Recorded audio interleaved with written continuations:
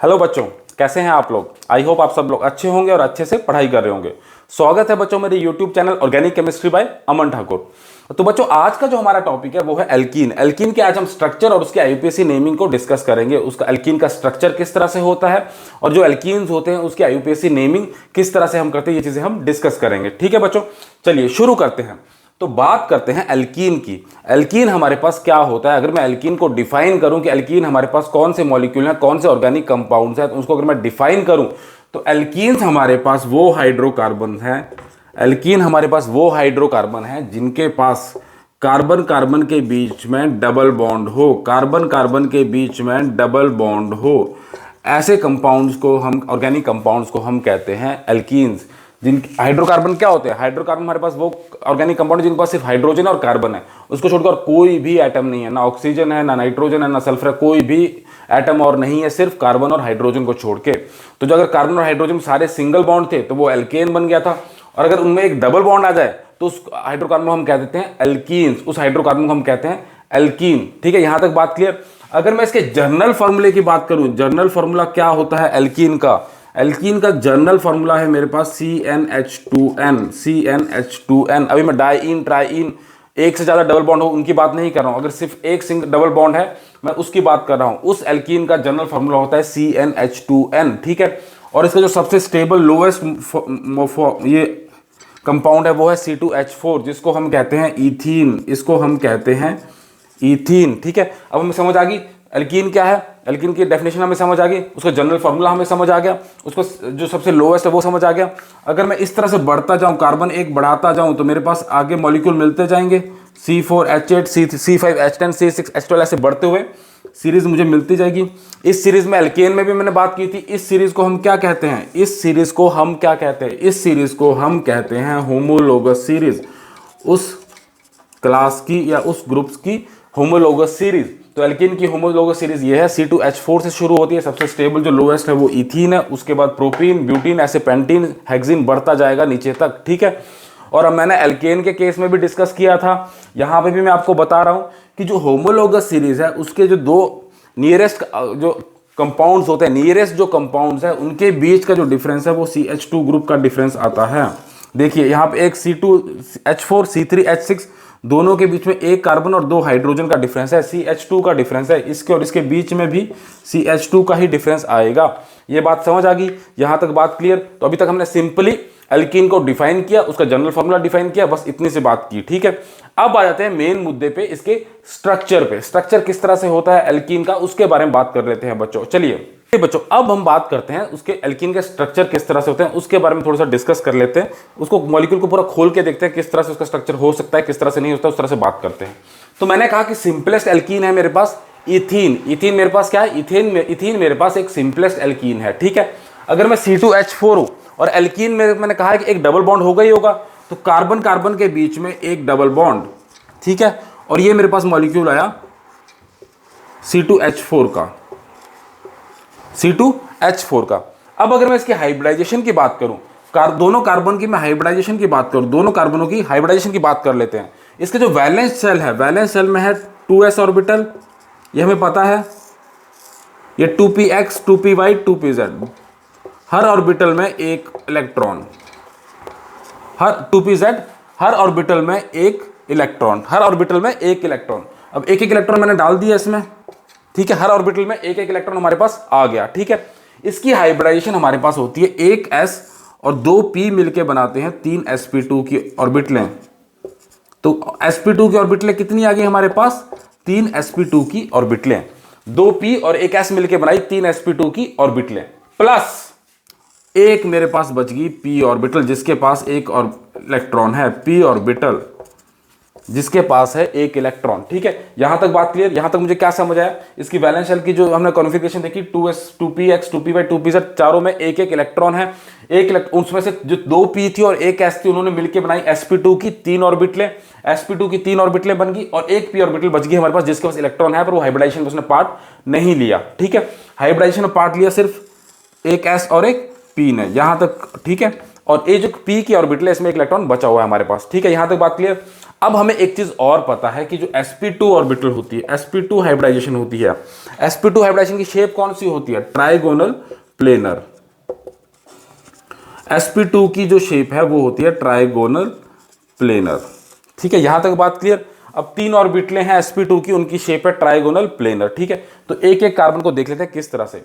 ये मेरे पास कार्बन है, ये मेरे पास कार्बन है, इसकी ये आ गई मेरे पास एक sp2, ये दूसरी sp2, ये तीसरी sp2, तीन ही sp2 है।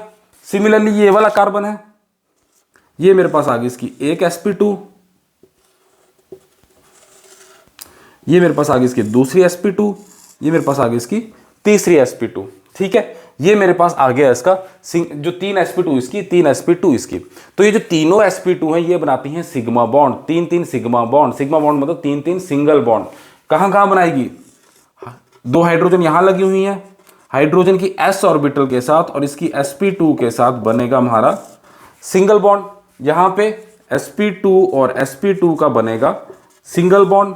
ये बात क्लियर हो रही है, समझ आ गई। ये भी sp2, ये भी sp2, साइड वाइज ओवरलैपिंग, और ये सिंगल बॉन्ड, ठीक है। यहां पे भी इनका सिंगल बॉन्ड, यहां तक बात, यहां पे हाइड्रोजन, यहां पे हाइड्रोजन, ठीक है। ये बात होगी हमारी क्लियर, ठीक है, ये बात होगी हमारी क्लियर। इस तरह से हमारा ये आगे सिंगल बॉन्ड, ठीक है। अब हमारे पास क्या हुआ, अब मेरे पास क्या हुआ, एक p ऑर्बिटल भी तो बची हुई है, हर कार्बन के पास एक p ऑर्बिटल भी तो बची हुई है। जो इसकी p ऑर्बिटल है, जो इसकी ये p ऑर्बिटल है, ये परपेंडिकुलर होंगी, सिग्मा बॉन्ड से परपेंडिकुलर होंगी। अगर ये इस प्लेन में है तो ये p ऑर्बिटल इस तरह से होंगी, अगर कार्बन इस तरह से है और ये हाइड्रोजन इस तरह से है, समझिए। अगर ये वाले कार्बन की अगर मैं बात करूं, ये 2 हाइड्रोजन लगी हुई हैं, इसको ये 2 हाइड्रोजन लगी हुई है, ट्राइगोनल प्लेनर बन रहा है, समझिए, ट्राइगोनल प्लेनर बन रहा है। तो इसकी जो p ऑर्बिटल है वो इस तरह से खड़ी होगी, p ऑर्बिटल इस तरह से खड़ी होंगी। तो ये जो 2 p ऑर्बिटल है इनके पास है एक एक इलेक्ट्रॉन, इनके पास है एक एक इलेक्ट्रॉन, और इनकी हो रही है side wise overlapping, side wise overlapping. ये है मेरे पास पाई बॉन्ड, ये है मेरे पास पाई बॉन्ड। बात समझ आ रही है आपको, ठीक है। ये है मेरे पास पाई बॉन्ड। अब ये तो मेरे पास स्ट्रक्चर समझ आ गया आपको। 3 sp2 की बॉन्ड बने, ठीक है। एक sp2 का 4 बने, sp2 और s के बीच में बॉन्ड बने जो है सिग्मा बॉन्ड या सिंगल बॉन्ड, ठीक है। और एक साइड वाइज ओवरलैप से बना पाई के बीच में बॉन्ड, एक साइड वाइज ओवरलैप से बना हमारे पास पाई के बीच में बॉन्ड, ठीक है। यहां तक बात होगी क्लियर, ठीक है। पर अब इसकी सिग्निफिकेंस क्या है, खास बात क्या है, वो हम देख लेते हैं। हमें वो चीज़ समझना बहुत ज़रूरी है क्योंकि इसकी केमिकल प्रॉपर्टीज उसी पे डिपेंड करती हैं। वो चीज़ हमें समझना बहुत ज़रूरी है बच्चों, उस चीज़ को हम समझते हैं। जब भी साइड वाइज ओवरलैप होता है वो एक वीक बॉन्ड होता है, वो एक वीक बॉन्ड होता है। पाई का जो साइड वाइज ओवरलैप है वो एक वीक बॉन्ड होता है। वीक बॉन्ड से मतलब क्या है, इस बॉन्ड के इलेक्ट्रॉन उन्होंने अपने आप को टाइटली बाउंड नहीं कर रखा, टाइटली वो एक दूसरे से बंधे नहीं हुए हैं। साइड वाइज ओवरलैपिंग होने से वो वीक बॉन्ड है। जो इलेक्ट्रॉन है वो टाइटली बाउंड नहीं है, वो फ्रीली मूव कर रहे हैं और वो निकल सकते हैं यहाँ से, वो टाइटली बाउंड नहीं as compare to sigma. Pi bond के जो इलेक्ट्रॉन है वो अपने टाइटली बाउंड नहीं है, वो इजिली निकल सकते हैं। तो अगर इलेक्ट्रॉन निकल सकते हैं मतलब ये इलेक्ट्रॉन रिच एरिया है, ये इलेक्ट्रॉन रिच एरिया है, इलेक्ट्रॉन रिच एरिया है। इलेक्ट्रॉन रिच एरिया है तो मतलब क्या, यहां पे इलेक्ट्रॉन है और कोई ऐसा ग्रुप जिसको इलेक्ट्रॉन चाहिए, कोई ऐसा ग्रुप जिसको इलेक्ट्रॉन चाहिए वो यहां पे अटैक कर सकता है। तो एल्कीन किस चीज के लिए ससेप्टिबल है, इलेक्ट्रोफिलिक अटैक के लिए। इलेक्ट्रोफाइल इस पे अटैक कर सकते हैं। इलेक्ट्रोफाइल हमारे पास जो है, इलेक्ट्रोफाइल क्या होते हैं, इलेक्ट्रॉन लविंग ग्रुप। जिन ग्रुप्स को या जिन रिएजेंट्स को इलेक्ट्रॉन चाहिए, जिन रिएजेंट को इलेक्ट्रॉन चाहिए वो हमारे पाई बॉन्ड पे अटैक कर सकते हैं। तो एल्कीन ससेप्टिबल है इलेक्ट्रोफिलिक अटैक के लिए, इलेक्ट्रोफिलिक रिएजेंट के अटैक के लिए ये ससेप्टिबल है हमारी एल्कीन, ठीक है। यहां तक बात क्लियर। ये हमारी बात होगी स्ट्रक्चर की, एल्कीन का स्ट्रक्चर किस तरह से होता है, किस तरह से नहीं होता है। ये बॉन्ड हमारे पास जो होता है ट्राइगोनल प्लेनर में 120 डिग्री का होता है, इसका भी अप्रॉक्सीमेटली 118 डिग्री का बॉन्ड एंगल बनता है, 118 डिग्री का बॉन्ड एंगल बनता है। ये हमारे पास आ गया स्ट्रक्चर एल्कीन का। आई होप आपको समझ आया होगा, ठीक है। अब आगे बात कर लेते हैं हम इसकी IUPAC नेमिंग किस तरह से करते हैं, ठीक है। यहां तक आपको बातें समझ आई, लेक्चर अच्छा लग रहा है तो लाइक और सब्सक्राइब जरूर करें बच्चों, मेरे मोटिवेशन के लिए, ठीक है। ये मुझे मोटिवेशन का काम करता है, ठीक है। अब हम आगे बात करते हैं इसके आईयूपीएसी नेमिंग की। आईयूपीएसी नेमिंग, तो अब इसके आईयूपीएसी नेमिंग की बात कर लेते हैं। एल्कीन की हम आईयूपीएसी नेमिंग किस तरह से करते हैं, बहुत ही सिंपल है, बिल्कुल बेसिक से, हमें सिर्फ कुछ चीज़ें ध्यान रखने, वही चीज़ हम फॉलो करेंगे तो हम किसी भी एल्कीन की आईयूपीएसी नेमिंग कर सकते हैं। आइए वो बात करते हैं कैसे इसकी आईयूपीएसी नेमिंग हम कर सकते हैं। जब भी एल्कीन की हम आईयूपीएसी नेमिंग करेंगे, हमें सिर्फ दो चीज़ें ध्यान में रखनी है। दो चीज़ें बच्चों सिर्फ आप ध्यान में रखेंगे तो एल्कीन की नेमिंग आप आराम से कर सकते हैं। पहली चीज, हमें लॉन्गेस्ट चेन ढूंढनी है। एल्केन में भी ढूंढते थे, लॉन्गेस्ट चेन ढूंढनी थी, पर उसमें डिफरेंस क्या होगा, लॉन्गेस्ट चेन वो वाली ढूंढनी है जिसमें डबल बॉन्ड आता हो, डबल बॉन्ड उस लॉन्गेस्ट चेन में आता हो। अगर उस डबल बॉन्ड उस लॉन्गेस्ट चेन में नहीं आ रहा तो उसको नहीं करेंगे, उसके दूसरी वाली को ढूंढेंगे जिसमें डबल बॉन्ड आ रहा है। डबल बॉन्ड को लेते हुए जो सबसे लंबी चेन है उसको हम सिलेक्ट करेंगे। तो पहली चीज हम करेंगे, डबल बॉन्ड को लेते हुए जो सबसे लंबी चेन है उस चेन को हम सिलेक्ट करेंगे। दूसरी numbering, lowest locant rule. Lowest locant rule हम इस नंबरिंग इस तरह से देंगे कि जो डबल बॉन्ड है उसको लोएस्ट नंबर आना चाहिए, जो डबल बॉन्ड है उसको लोएस्ट नंबर आना चाहिए। इसको हम एग्जांपल से समझेंगे, आपको चीजें समझ आएंगे। सिर्फ दो चीजें ध्यान रखनी है, लॉन्गेस्ट चेन लेनी है। लॉन्गेस्ट चेन कौन सी लेनी है, जिसमें डबल बॉन्ड हो। डबल बॉन्ड वाली जो लॉन्गेस्ट चेन है वो हमने पकड़नी है। उसके बाद नंबरिंग कहां से देनी है, जहां से डबल बॉन्ड को सबसे कम नंबर आ रहा हो। ठीक है, बात क्लियर। ठीक है, एक एक एग्जाम्पल समझते हैं। चारों एग्जाम्पल से आपको नंबरिंग नेमिंग इसकी समझ आ जाएगी। पहले कंपाउंड की बात करते हैं। ये तो स्ट्रेट चेन है, कोई ब्रांचिंग नहीं है, तो नंबरिंग तो यही होगी। कितने कार्बन आ गए, 5। इसमें कितने, 1 2 3 4 5, 5 है। ठीक है, अब नंबरिंग कहां से करनी है, जहां से डबल बॉन्ड को सबसे कम नंबर आ रहा हो। डबल बॉन्ड को यहां से कितना नंबर आ रहा है, 1 नंबर। पहले नंबर पे हमारे पास डबल बॉन्ड आ रहा है, टोटल कितनी है, 5 कार्बन आ गए।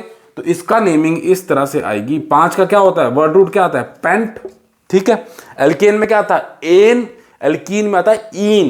पहली पोजीशन पे ईन, पेंट 1 ईन, सिंपल है, इसका नेम आ गया।